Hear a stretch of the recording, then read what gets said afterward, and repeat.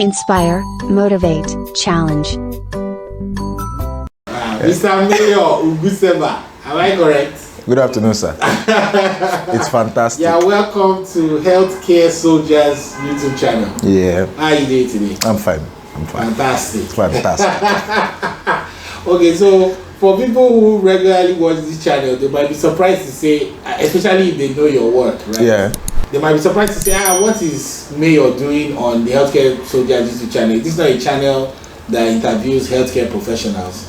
But then they will be surprised to know that you have a very interesting backstory. Yeah. Right? Yeah. We know that for people who are familiar with your work as Mr. Fantastic, as some will be able to see in the background, you obviously, we will describe. Anyway, let me allow you to introduce yourself. So let's start by you talking about, just talk about yourself, your journey from where you were born, some of the highlights of your career, and then how you ended up where you are today.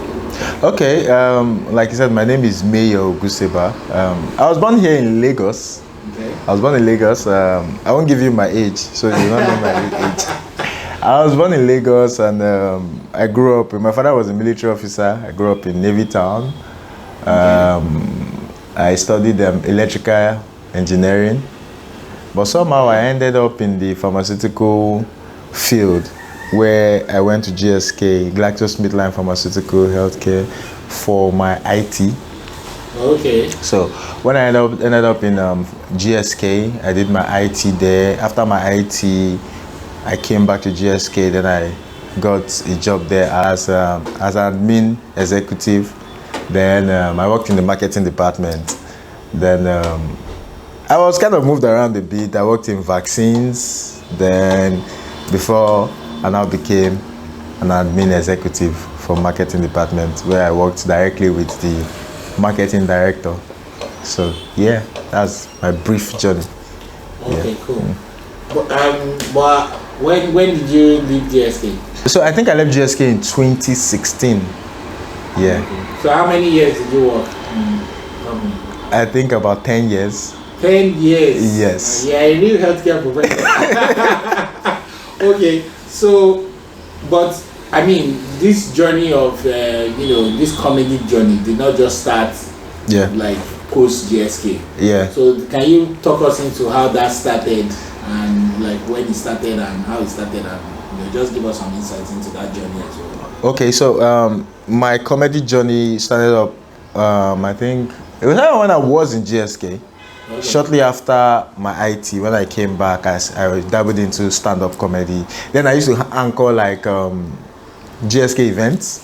Okay. So yeah, birthdays, like normal events where I would use like an MC. MC, use jokes, things that happen in the company to just crack jokes. So I thought of, okay, I met a guy called Larry. Then YouTube was just starting up in Nigeria, YouTube. So he advised me to start doing something on YouTube, which I started with a channel called Ninja's Craziest. So from then on, still stuck to my stand-up, but I saw the future of content creation. I saw the future that stand-up comedy might actually die down as time went on. So I kind of reduced doing stand-up and focused on content creation. So Ninja's Craziest, I grew to about 246,000 subscribers. Then it was a lot of controversy. So due to some certain issues that I won't be able to go into, I had to leave that and start up my own personal brand. Because I was working with like 5 guys on Ninja's Craziest, so we had like 5 comedians that were doing it together. But I decided to go solo. Yeah, so. Okay, so when did you start, when exactly did you start your personal channel? That was in 2023, last year. That's when I started the channel. You can. Oh, just last year. And just how many subscribers do you have now? Currently 60,000 subscribers. Oh wow. Yeah, but I started going viral on TikTok before I decided to switch to YouTube. So I think I have almost 800,000 followers on TikTok. So you have 800,000 followers on TikTok. Yes. And you have 60,000 subscribers on YouTube. On a YouTube channel that is barely 2 years old. Yeah, barely 2 years. Yeah. That's fantastic. Yeah. So I know this is a healthcare focused channel. Yeah. And a career focused channel as well. Yeah. But I would just like you to talk about, advice for people who are doing YouTube or content creation. So what's the success factor? Like with Nigeria's Craziest, you got over 200,000 subscribers, which I believe probably took longer than now. Yeah. Than it took to get 60,000. Yes. In your individual channel. Yeah. So obviously you'd have learned a lot. So can you give us some tips for small YouTubers like us?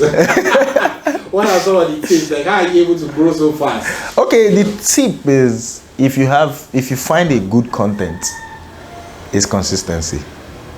Because people consume content like sometimes people want to wake up, they might watch 10 to 20 videos on your channel at once, just being bored.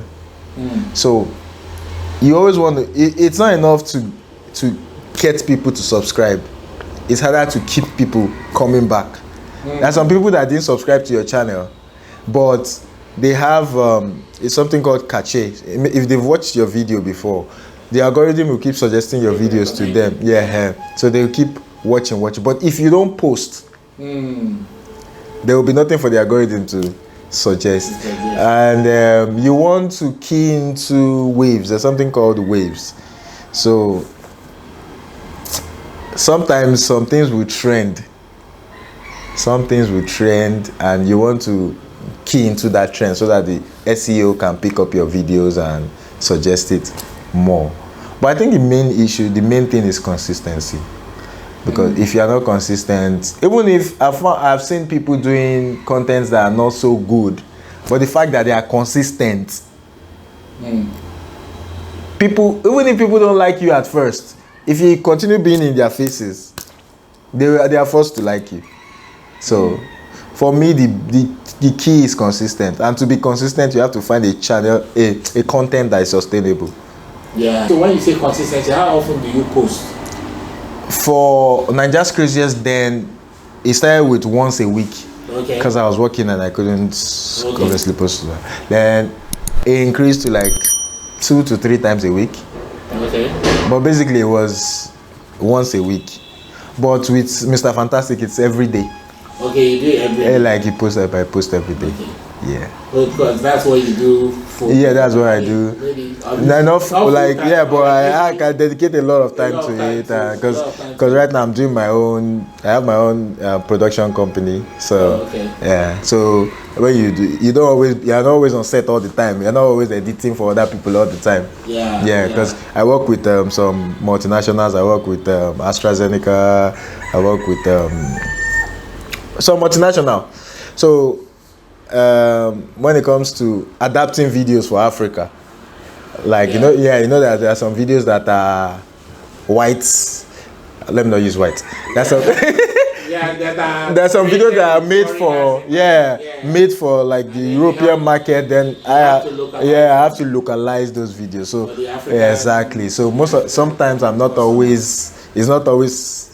Yeah, you're not always working on that, so you have time to do other things. Okay, so that's interesting. Even though you no longer work for a pharmaceutical company, yes, it seems like your production company is geared towards providing services for a pharmaceutical. Yeah, exactly. But do you work outside of the industry as well, or is most of your work? No, I do work outside the industry.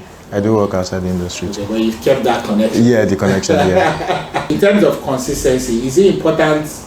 Will you grow faster if you post one every day versus once a week, or is it the same level of growth as long as you are consistent? What are your thoughts?